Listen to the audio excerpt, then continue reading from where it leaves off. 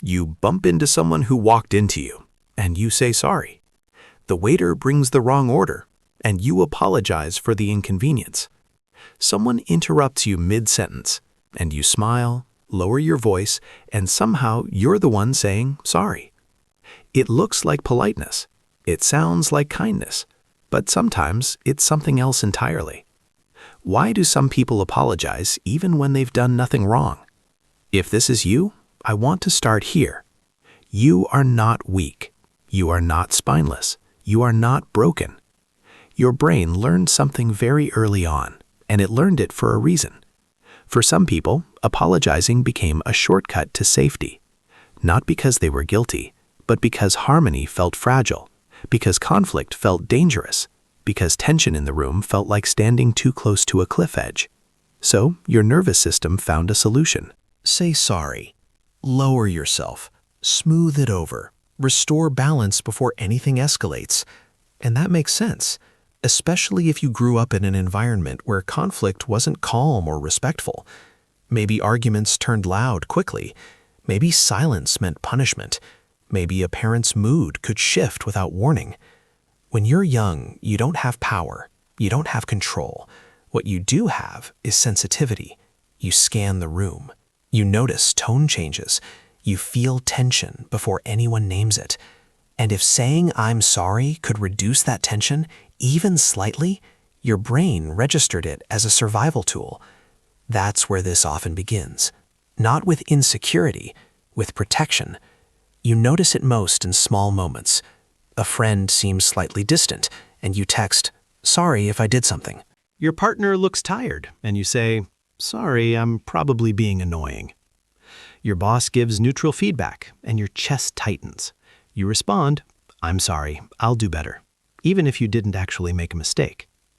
Emotionally, it feels urgent, like you need to patch something up immediately. Psychologically, this is often tied to attachment. When love or approval felt inconsistent growing up, your brain became hyper-aware of signs of rejection. Apologizing became a way to re-secure connection. It's not about fault, it's about belonging. Think about how quickly children apologize in tense homes, sometimes before they even understand what they did. They just know something feels off, and they want it fixed. That instinct doesn't disappear when you grow up, it just becomes more subtle. Another layer is nervous system regulation. For some people, conflict triggers a fight or flight response. Heart rate increases, muscles tense, thoughts race. Saying sorry can instantly lower the temperature of the interaction. It's like throwing water on a small flame before it spreads, even if there was no real fire. Your body relaxes the moment the other person softens. That relief is powerful. So your brain repeats the behavior, not because you're wrong, but because it works. There's also identity protection. If you grew up being labeled difficult, too sensitive, or dramatic, you may have internalized the idea that taking up space creates problems. So you shrink preemptively. You apologize for your needs. You apologize for your emotions. You apologize for existing a little too loudly. It keeps your identity intact. "I'm not hard to deal with," your apology silently says. "I'm easy. I'm safe. I won't cause trouble." And that used to help you. It probably kept relationships smoother. It probably prevented escalation. It might have even protected you from emotional withdrawal. But here's the part nobody tells you. Over-apologizing isn't always about low self-esteem. Sometimes it's about being highly attuned, highly empathetic, highly responsive. You feel micro-shifts in other people. You notice discomfort before it's visible. You sense tone changes like weather patterns. And when you detect tension, your reflex is to regulate it. That's emotional intelligence mixed with fear. It's a powerful combination. There's also predictability. Chaos is uncomfortable. Unclear dynamics are stressful.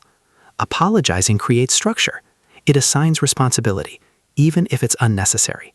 If you're the one at fault, the situation makes sense. There's a script.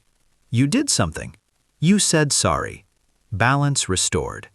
But if no one is at fault, ambiguity lingers. And ambiguity can feel more threatening than guilt. So your brain chooses clarity over fairness. You take the blame because it feels stable. And this is where it gets interesting. as you get older, the same behavior starts to feel different. When you're younger, apologizing might feel automatic and invisible, just part of being nice. But as you grow, you begin noticing patterns. You hear yourself say sorry 5 times in one conversation. You catch yourself apologizing for asking a question. And something inside you pauses, not with anger, but with awareness. In early adulthood, apologizing often protects belonging. In midlife, it sometimes protects identity. Later on, it can shift again. Some people become more selective with their apologies, not because they stopped caring, but because their sense of self solidified. The behavior evolves. It doesn't vanish overnight. It softens. It becomes conscious. The same person who once apologized to prevent conflict may one day apologize only when it aligns with their values. The core sensitivity stays. The strategy changes, and underneath all of it, there's something very human happening. Apologizing regulates emotion. It restores control. It reduces mental load. It creates predictability in chaos. It's like carrying a small emotional blanket with you. Whenever tension appears, you wrap yourself in it. You say sorry, you feel the room settle. Your body unclenches. For a moment, you're safe again. It's an anchor, a familiar room, an old friend that says, "We know how to handle this," even if handling it means shrinking slightly. And maybe you learned that shrinking was safer than standing tall. Maybe you learned that harmony mattered more than fairness. Maybe you learned that love could disappear if conflict lasted too long. Of course your brain adapted. It was protecting you. And here's something gentle to consider. Apologizing doesn't mean you lack strength. It means you value connection. It means you are sensitive to emotional shifts. It means you once needed peace more than pride. That's not weakness. That's adaptation. Sometimes the person who says sorry the most is the one who cares the most, about comfort, about balance, about not hurting anyone. And yes, sometimes it costs you. Sometimes you carry responsibility that was never yours.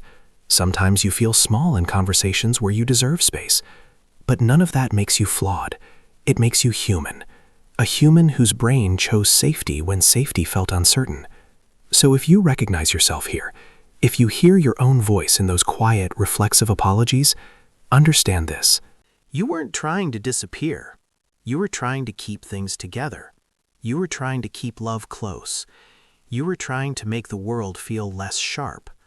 And that instinct came from somewhere real. You are not too much. You are not too soft. You are not the problem. You are someone whose nervous system learned a language of peace very early on. And even if that language sometimes overextends, it was written with survival in mind. There is nothing shameful about that. There is something deeply human about it.